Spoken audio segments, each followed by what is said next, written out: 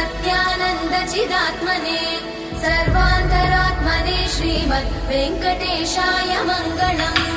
स्वतः सर्वविदे सर्वशक्तये सर्वशेषिने सुलभाय सुशीलाय वेङ्कटेशाय मङ्गलम्। परस्मै ब्रह्मणे पूर्णकामाय परमात्मने प्रयुञ्जे परतत्त्वाय वेङ्कटेशाय मङ्गलम्। आकालतत्त्वमशान्तमात्मनामनुपश्यताम् अतृप्त्यमृतरूपाय वेङ्कटेशाय मङ्गलम्।